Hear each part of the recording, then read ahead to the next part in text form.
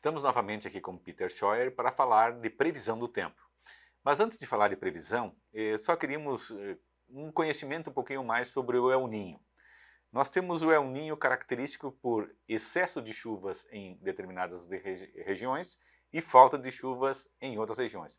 O que a gente pode falar para o Brasil em termos nesse aspecto, Peter?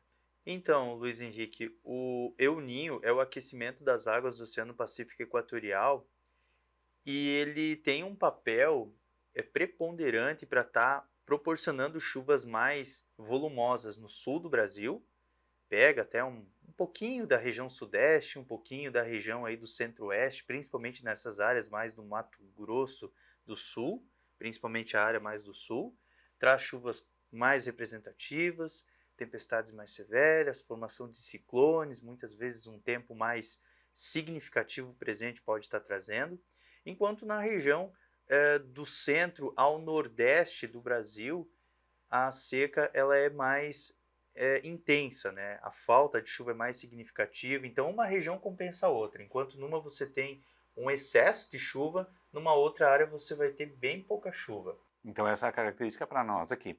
E para Isso. os Estados Unidos, como é que você... Aqui a gente então divide entre um norte mais seco e um sul Mais chuvoso. mais chuvoso. Uhum. Nos Estados Unidos, como é que você caracteriza essa diferença, dessa compensação que você comenta? Então, o que muda é que a gente vai ter um centro-leste mais chuvoso, com chuvas mais regulares, e um oeste mais seco. Então, essa região de Iowa, Missouri, essas áreas mais da Dakota do Sul, Dakota do Norte, o Kansas, são áreas que a gente tem bem pouca chuva e excesso de calor.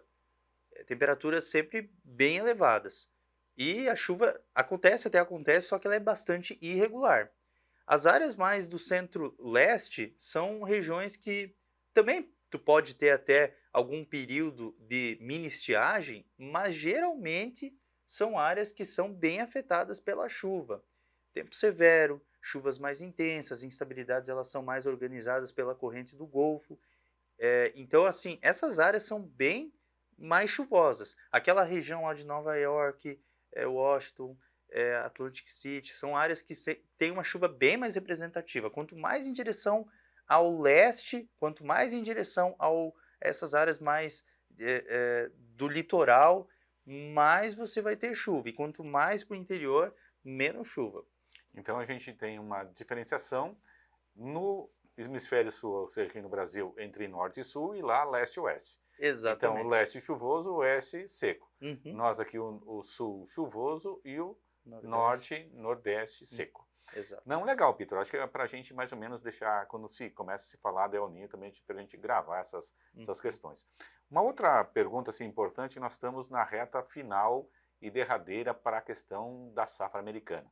O que a gente pode falar, digamos assim, lá dos americanos com relação à questão de chuvas, previsões para esses, digamos assim, últimos 45 dias, a reta final, digamos assim, de enchimento de grão e de conclusão da safra americana? Nesses próximos 30 a 45 dias, o pessoal da maior parte dos Estados Unidos vai sofrer bastante com o calor.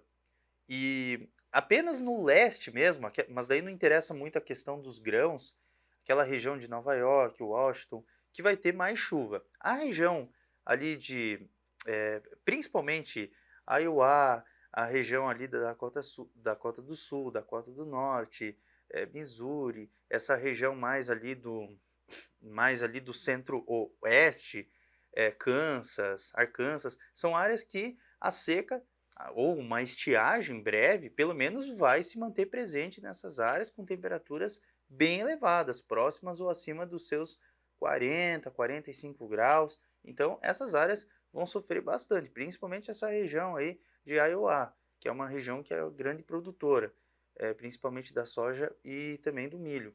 Já essas áreas mais do centro-oeste, elas já não sofrem tanto. Sofre até sofre, vai ter excesso de calor, a chuva até acontece, só que ela é mais irregular.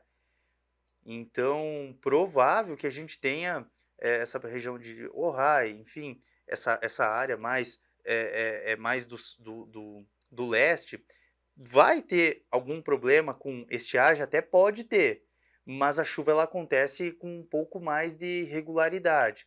Até tem alguns dias com tempo seco, excesso de calor, o que pode prejudicar alguma cultura, principalmente no abortamento da cultura, pelo próprio calor, Abortamento de flores, né? abortamento de De flor, flores. pode estar acontecendo nessas áreas. Mas as outras, como um todo, vão sofrer muito mesmo com o excesso de calor. Então nós teríamos um oeste, digamos assim, com chuvas irregulares e com muito calor, e o leste com chuvas mais regulares, mas também com calor.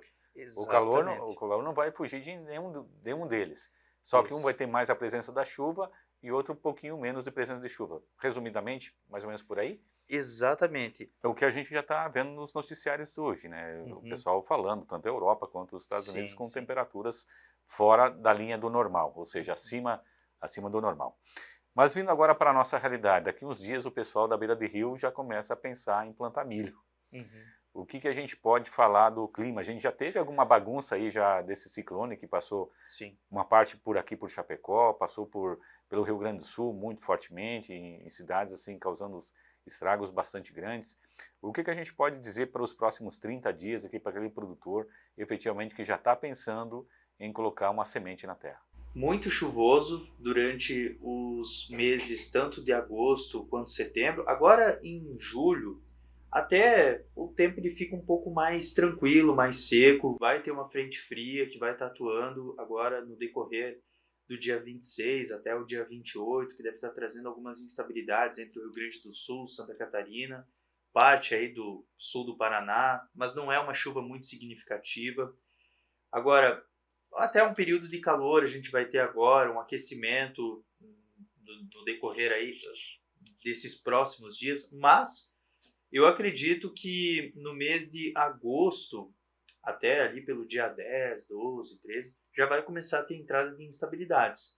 E aí começa a ter aquele novo ciclo de chuva que traz aí pancadas que vêm acompanhadas de raios, tempestades mais frequentes, o fluxo de ar quente úmido da Amazônia fica direcionado aqui para a região sul do Brasil, então tem previsão de chuvas acima da média climatológica no mês de agosto, e isso pode sim afetar principalmente quem vai fazer algum plantio, quem vai fazer algum processo aí de pulverização, que vai fazer algum tratamento, então essa chuva ela pode e também até mesmo quem for trabalhar ali com trator, com maquinária agrícola, que muitas vezes o solo fica muito enxergado, dificultando o manejo dessas máquinas. Com relação até o final do mês e até o início de agosto, tem que aproveitar o máximo possível. O que puder aproveitar ao ar livre, tem que aproveitar. Você acha que o agosto é chuva, mas não vamos ter os efeitos que tivemos, né, nessa questão de ter algum ciclone de novo nesse mês de agosto? Tem alguma ideia para isso, Peter? Pode estar acontecendo sim, pode estar acontecendo a formação de outro ciclone extratropical, porque nessa época do ano a gente tem um diferencial de temperatura muito grande entre as massas de ar que vêm nas latitudes baixas e as massas de ar que vêm das latitudes mais elevadas. Então, esse contraste de temperatura e calor pode gerar sim esses centros de baixa pressão, que a gente chama de ciclone, e também trazer algum transtorno. Não só isso, as instabilidades que vêm ali do Paraguai, da Argentina, ficam bem ativas aqui na região sul do Brasil. Então, os temporais eles são mais frequentes agora no mês de agosto, setembro, outubro. Direto a gente vai ter chuvas mais significativas. E o El Niño ele tem essa característica, ele traz bastante chuva, alguns transtornos por conta dessas tempestades, por conta do excesso de chuva, intercalando com pequenos intervalos de tempo seco, como a gente está tendo agora. Então é uma das características dele, mas o excesso de chuva isso já é bem Bem previsto. previsto para o mês de agosto, então. Uhum. Uma outra coisa que a gente sempre tinha como característica é o vento norte soprando forte em agosto. Vamos ter essa mesma característica? Provavelmente. Esse vento de noroeste a nordeste, na verdade, ele é como se fosse uma massa de ar quente que está lá nas latitudes é, mais, mais, mais elevadas. Então, o que acontece? Nessas latitudes aí, que a gente tem aí massas de ar mais aquecidas, O vento do quadrante norte a nordeste tende a transportar isso para a região sul do Brasil. Então a gente sempre tem aquela alternância entre frio e aquecimento. Isso faz com que a gente tenha gradiente de temperatura e pressão. Então o vento do norte a nordeste ele sopra com mais intensidade, sempre rajadas de 30, 50 quilômetros por hora. Isso nos dias com tempo seco. Agora, nos dias de tempestades, a gente tem aquela propagação de maior incidência de raios, aí a gente pode ter ventos bem mais fortes. Ok, Peter, nós já falamos bastante sobre o mês de agosto, então a gente volta no mês que vem, esperando que aquilo que tenha colocado aqui não seja tão abrasivo como se prega. Até o próximo programa.